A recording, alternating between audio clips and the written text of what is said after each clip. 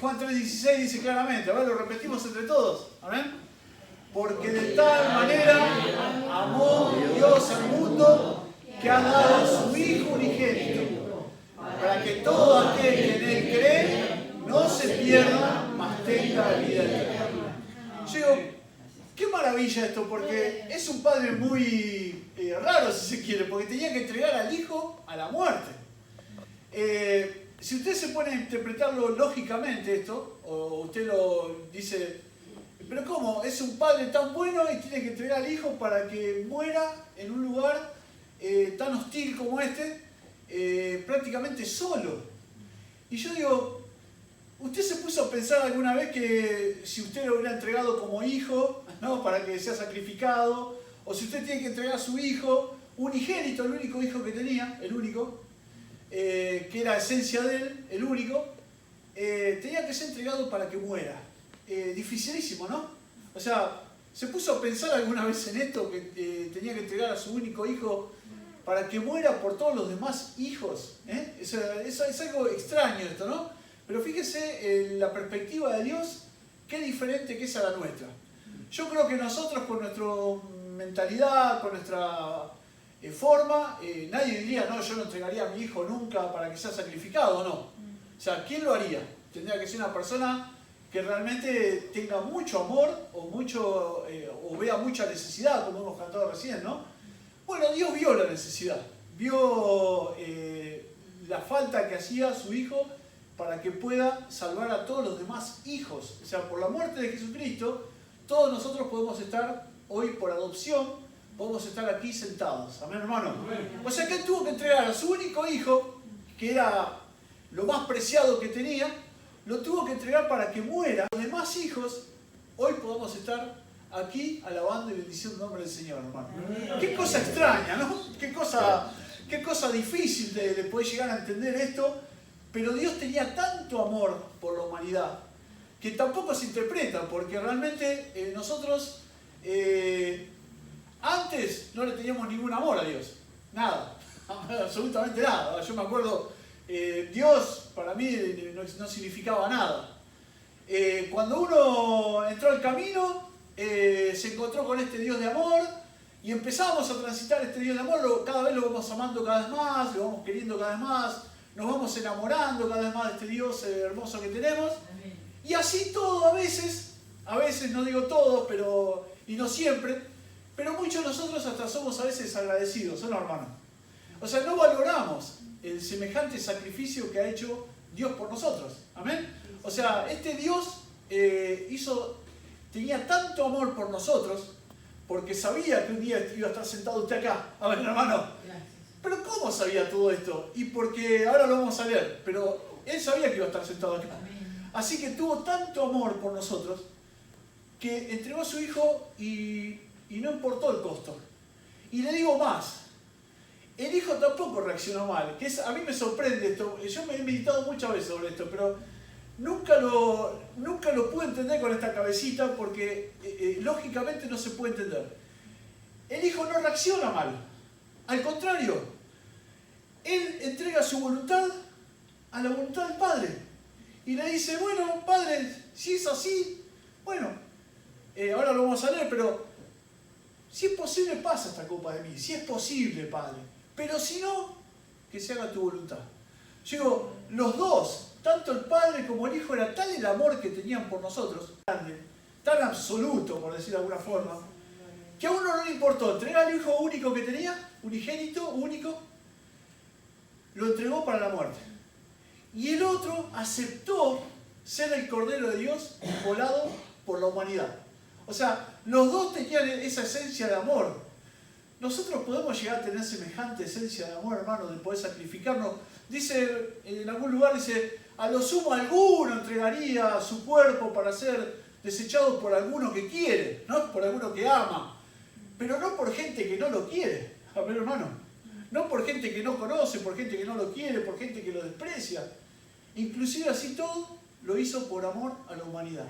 Los dos, de los dos lados. Es una cosa maravillosa, porque de los dos lados hay una entrega absoluta de amor, hermano.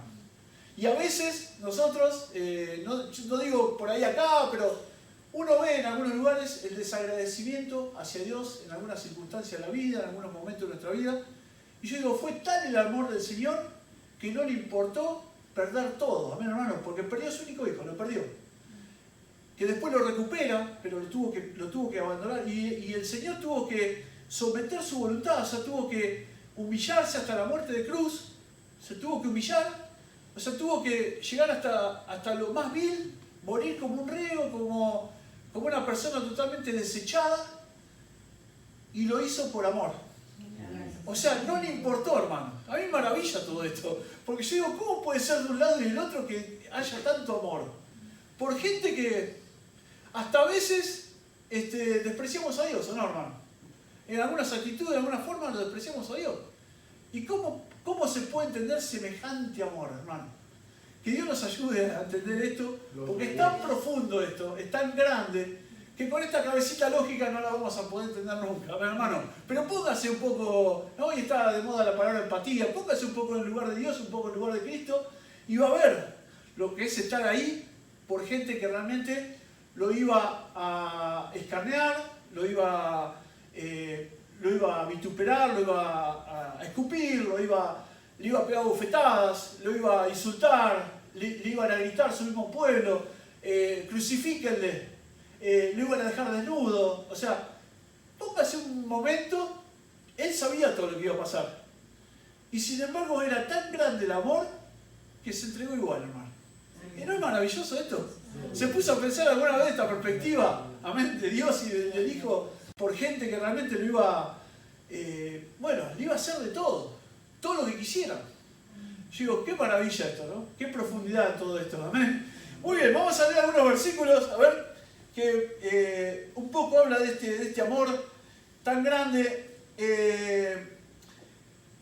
En el Nuevo Testamento está en 5 lugares el tema de Abba Padre. Abba viene del arameo, es con 2B, Abba. Significa papi, algunos le dicen papito, otros le dicen papá. Es el antiguo arameo. Por ejemplo, Romanos 8:15, amén, si alguno lo quiere buscar y lo quiere leer.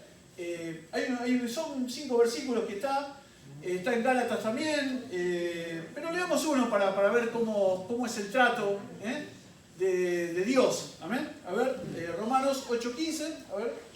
Pues no habéis recibido el espíritu de esclavitud para estar otra vez en temor, sino que habéis recibido el espíritu de adopción por el cual clamamos Abba, Padre. Ahí está, muy bien, gloria a Dios.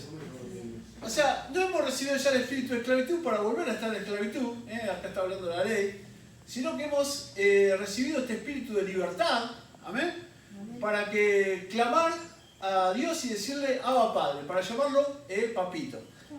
O sea, el Señor nos ha hecho totalmente libres, hermanos. Así que Dios nos ayude a cuidar esta libertad que Él nos compró, nos regaló, y bueno, que entregó a su Hijo para que nosotros estemos acá sentados. A ver, cuando los discípulos estaban con el Señor, le preguntaron cómo tenemos que dirigir al Padre, cómo tenemos que hablarle, cómo tenemos que hacer. Bueno, en Mateo 5:9 dice claramente, vosotros oraréis así, ¿no? Dice, Padre nuestro que estáis en los cielos, santificado sea tu nombre. O sea, ¿cómo tenemos que dirigirnos a Dios? De esa forma, como se dirigía a Él, Padre. Padre, te pido tal cosa, o bueno. Por supuesto, esto estamos hablando de un lenguaje totalmente antiguo, un lenguaje que ya prácticamente no se usa. Pero nosotros podemos dirigirnos a Dios de esa manera. Por supuesto, bueno, ahí están siempre los extremos, ¿no? Está el que no nombra a Dios por una cuestión de respeto y está el otro que le dice papito. Bueno, ningún extremo es bueno, por supuesto, así que nosotros nos dirigimos de la mejor manera. Pero acá Cristo le enseñaba a sus discípulos a orar, Padre nuestro que estás en los cielos, ¿no? Danos tu pan, danos todo lo que necesitamos el día de hoy, danos lo que necesitamos. Así que esa es una forma de dirigirnos a Él. Y después dice Juan 17.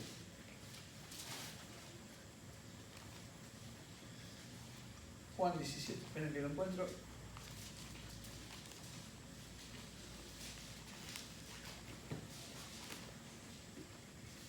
Lo que habíamos visto antes en Romanos 8:15 era el espíritu de adopción. O sea, ¿qué significa este espíritu de adopción? Bueno, el único, como hemos leído o hemos dicho recién en Juan 3:16, es el unigénito, el único hijo. Ese es el único hijo legítimo que tuvo el Señor. Y nosotros, por adopción, ahora Él nos rescató, ahora somos hijos de Él, pero nosotros estábamos perdidos en el mundo, o sea, nosotros nos habíamos apartado de Dios. Y uno dice, bueno, pero por ahí alguno nació en el Señor y no se apartó.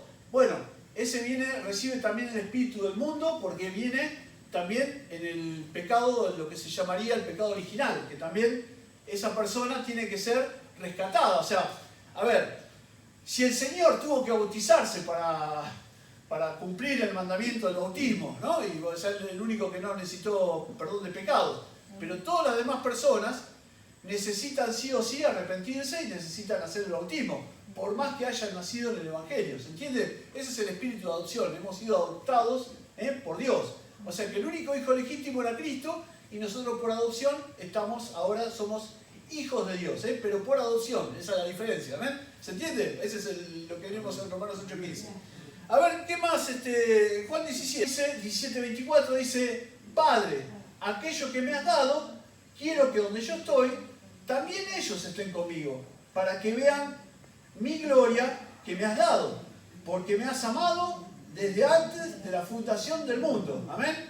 El Señor sabía que esto iba a ser durísimo. Sabía que Él iba a ser entregado en la cruz del Calvario y que nosotros íbamos a estar en un mundo totalmente hostil, donde el que gobierna actualmente, lo dice ahí también en Juan, está gobernado por el Satanás. Bueno, ¿cómo nos damos cuenta? Bueno, porque cuando le ofrece, en Mateo 4, le ofrece los reinos del mundo, ¿quién se lo ofreció a Cristo? Si postrado me adorares, te daré todos los reinos del mundo. O sea, ¿quién era el dueño? ¿O quién es el dueño actual? Satanás, porque robó, digamos, el mundo hasta que Cristo lo recupere. Porque dice que un día volverá y recuperará el mundo para su gloria. Pero en Juan 17 dice claramente, en el 14, dice 17-14, dice, yo les he dado tu palabra y el mundo los aborreció porque no son del mundo, como tampoco yo soy del mundo. No ruego que los quites del mundo, sino que los guardes del mal. Amén. No son del mundo como yo tampoco soy del mundo. Santifícalos en tu verdad, tu palabra es verdad. ¿Qué hizo Cristo? Bueno, como sabía que íbamos a estar en una situación complicada, después que Él se vaya y después que Él muera, y sabía que ahora éramos hijos por adopción del Señor, sabía que nos tocaba un camino largo.